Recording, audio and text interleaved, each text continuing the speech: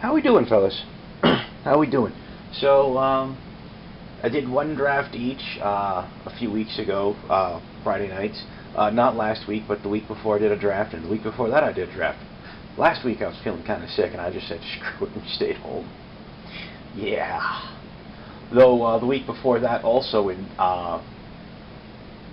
instead of drafting twice, we drafted once, and then I traded some cards away to someone else because I was kind of broke, and he covered my tab at IHOP because we hit IHOP afterwards and played EDH and whatnot. It was cool. It was cool. And that would be the fellow known as Taco. Yes, ladies and gentlemen, a playset of counter spells, a few frantic search, and just some other piece of jank, I don't remember what. Paid for some coffee and sausage. Oh yeah. So anyways, about 3 weeks back, this was a deck I played. If I recall correctly, it came in around the middle of the pack. Temple of Triumph, it's nice. I like all the new Scry lands. They come to play tapped. When they hit the board, you scry one. Taps for 1 mana of one of 2 colors. So, for example, Temple of Triumph taps are red or white. Yay. I had a Burnished Heart. It's a 2/2 for 3 mana, and you can pay 3 and sack it to search your deck for 2 basic lands and put them into play tapped. It's not bad. I mean, it's no Harrow, but it's not bad considering it's, available in all colors. That's pretty nice. Flyers. I had a pair of Prescient Chimera, 3 and double blue for a 3/4 flying. Whenever you cast an instant or sorcery, scry 1. It's nice. And Vaporkin, 2/1 flying, can only block flyers. Oh well, whatever, right? Speaking of scry, I had a pair of Omen Speakers, Colson of blue for a 1/3. When it hits the board, you scry 2. That's pretty saucy. Witch's Eye, an equipment that gives equipped creature 1 colorless, tap, scry 1. And it's 1 to play and 1 to equip. So it's fairly efficient. It's not bad. It's not Crystal Ball, but it's still pretty good. 2 Crackling Tritons. It's a 2/3 for 3. And you can also sack it for 2 and a red for a 2 damage target creature or player. So it's worst case scenario, and if you're desperate, it's an overcosted removal effect. And you know what? Believe in draft or a sealed deck, overcosted removal is still removal. It's the reason why Iona's Judgment and Angelic Edict, which were both 4 and a white for a sorcery that would exile target creature or enchantment. Yeah, it's the reason why both of those were playable in Limited, because it's removal. You know what I'm saying? 3 of the Bestow creatures, Thassa's Emissary, which is gives a creature +3/+3, and when it deals combat damage to an opponent, you draw a card, or you may. Observant Elseed, which is gives +2/+2 Vigilance, and Spearpoint Oread, which gives +2/+2 First Strike. So those are all nice. Those are all nice. Titan Strength, single red instant, target creature gets +3/+1 till end of turn, and you scry 1. That's not bad. That's actually surprisingly solid. I mean, it's not Giant Growth or what is it? Brute Strength, I want to say, was the red version of Giant Growth that they printed in Time Spiral block, which I thought was pretty awesome. But hey, it works. It works. Dauntless Onslaught, up to 2 target creatures each get +2/+2 till end of turn. Not bad. Pair of Voyager's End, Coulson of blue, instant, return creature to owner's hand, scry 1. That's pretty saucy. Griptide, 3 and a blue, instant, put target creature on top of owner's library. That's also nice.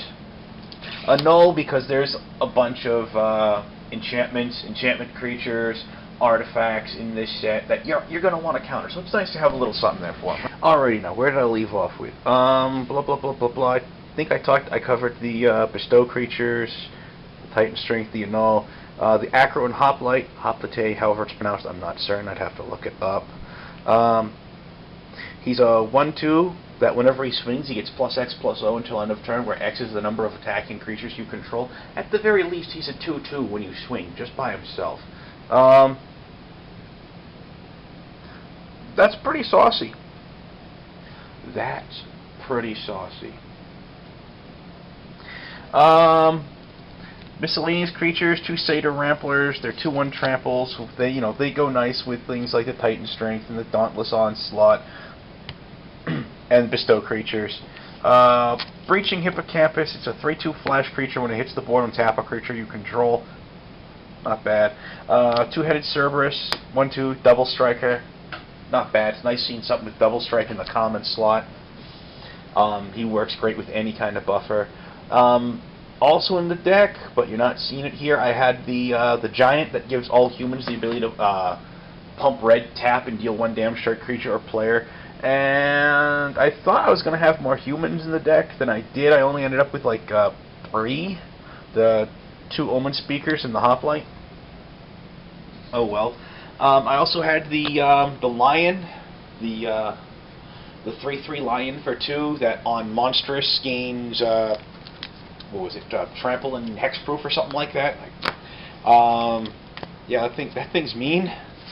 I hate drafted it in like pack 3 because I was like, no, just no, no. Like I said, I came in more or less in the middle of the pack with this deck. Prize pool, I picked out a Rage Blood Shaman, yeah, Minotaur, Citizen Hero, and Foil Kragma Warcaller, whoop-de-doo.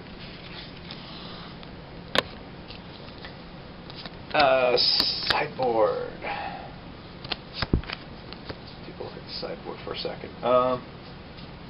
Honestly, there isn't much here in the sideboard to speak of. I like just really nothing to speak of in the sideboard, I guess. The only thing I had in here sideboard that was really special is I had like a Stymied Hopes that I just didn't bother with, and a 3rd Crackling Triton, and a Gainsay that I figured I could sideboard in against blue. Yay. Right?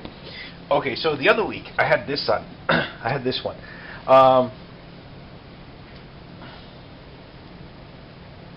Here. Okay, so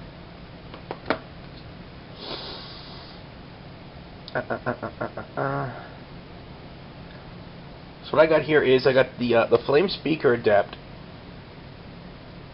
It's a 2/3 for 3. Whenever you scry, it gets +2/+0 on first strike till end of turn. And I've got a Rage of Porphyros, which is sorcery speed, 4 damage to target creature, scry 1. Spark Jolt, 1 damage to target creature player, scry, yeah. A Titan Strength, +3/+1, scry. Yeah. Oh, Read the Bones, scry 2. Yeah, then draw 2. Yeah, nice stuff right there. So that synergizes quite nicely right there. 2-headed Cerberus. Once again, it's nice to have a double striker. Deathbellow Raider. It's like, hey, you know what? He returns. Why not? The Keepsake Gorgon. She's, for 5 mana for a 2/5 death touch, she's okay. Her monstrous ability is ridiculously highly costed, but it's a removal effect. Hard to go wrong with those. Bestow creatures, Porphyros' Emissary, Spear Point, Cavern Lampid. The Lampid was especially nice because it was at least one time I was able to put onto a Cerberus. Yeah, a 3/2 double striker. That's pretty with Intimidate. That's actually pretty intimidating. 2 Blood Toll Harpies and Insatiable Harpy. They're nice. The Insatiable Harpy is kind of interesting, as I've pointed out before. It's a 2/2 Flying Lifelink for 2 and double black at uncommon. Compare that to Vampire Nighthawk at the same rarity is 1 colorless less with an extra point of toughness and Death Touch. So apparently Wizards of the Coast has finally gotten it through their skulls that, hey, guess what? Vampire Nighthawk is freaking insane. Also I've got a Tharika's Cure, that's nice. Viper's Kiss, enchanted creature gets -1, -1, and activated abilities can't be activated, all well and good. That's a card that requires a little bit of decision making to play, because a lot of times you play it before combat on one of your opponent's creatures, they'll choose not to block, and you'll get through, but that annoying creature isn't dead. On the other hand, sometimes you'll have to swing into an annoying creature, let it block one of your dudes, kill your dude, and then it's taken one shy of damage enough to kill it, and then you Viper's Kiss it. And you've effectively 2-for-1 yourself. That is, you've used 2 cards to get rid of one of your opponents. Which isn't a good thing, but sometimes it's worth it to clear out an especially annoying creature. Sometimes. It's not it's risky, because it can go bad so many ways. 2 Cutthroat Maneuvers, up to 2 target creatures, each get +1/+1, and lifelink till end of turn. That's nice. Traveler's Amulet, very nice. Rescue from the Underworld's interesting. It's 4 and a black for an instant. As an additional cost to play it, you sacrifice a creature. You choose a creature card in your graveyard, you return it and the sacrificed creature to the battlefield under your control at the beginning of your next upkeep, and exile Rescue from the Underworld. That's not bad, that's not bad. Also in the deck, what you're not seeing is there was also a Fire Drinker Satyr in here. It's sort of like Jackal Pup, but with a hurt yourself and fire breathing effect built in. It's okay. And an Underworld Cerberus. That guy won games. He won games. Oh, gee, won games. I also had a Foil Insatiable Harpy in the deck as well. That got kicked into prize pool. I also had a Temple of Mystery in the deck. Well, not in the deck, but it was in sideboard. That was my keeper. It was pretty nice. I liked it. I kept it. I tied for first with this deck. We had a 3-way tie for first. So, you know, hey, the deck did well. Did very well. You know, out of the prize pool, I got a Bident of Thassa, Mistcutter Hydra, Steam Augury, Curse of Swine. I've seen people draft this and not play it, and they're in blue. Why would you not play that? Foil Promo Experiment 1, Foil Mountain, Artisan of Forms, it's funky. Sideboard, did I have anything spiffy in sideboard? 2 Sips of Hemlock, which were way overcost, I didn't want to use them. 2 Flesh Mad Steeds, didn't care. Disciple of Phoenix, didn't care. Fellhide Minotaur, didn't care. March of the Returned, didn't care. Dark Betrayal was sideboard. Returned Phalanx, didn't end up running blue, blah. An Ordeal of Porphyros, I decided not to run it. You know, I was running out of card slots, you know. There's a Temple, blah, blah, blah. Handful of hate drafts, nothing too special there. So, yeah, so hey, guess what, guys? You know, flyers and evasion kind of work. Big creatures are nasty. You know, pretty basic stuff overall. But there's fun stuff to keep your eyes open for. I mean, this isn't a block with a lot of really great, at least not so far. This isn't a set with a lot of really great limited combos per se. Like, for example, back in the Scars of Mirrodin block, there was the Heavy Arbalist and Soliton, where you could basically just hook up the Heavy Arbalist to the Soliton, tap the Soliton for 2 damage target creature, pay blue to untap it, tap it again. Oh, that was nasty. So nasty. Alrighty. Hopefully the audio on this will end up synced. I cleared out the memory card, so hopefully that will fix the audio syncing problem. Crossing the fingers on that one. And I should be able to get out the draft tonight, so forth, whatnot. So, happy gaming, everybody. Be good, stay safe, etc., etc. Catch you around.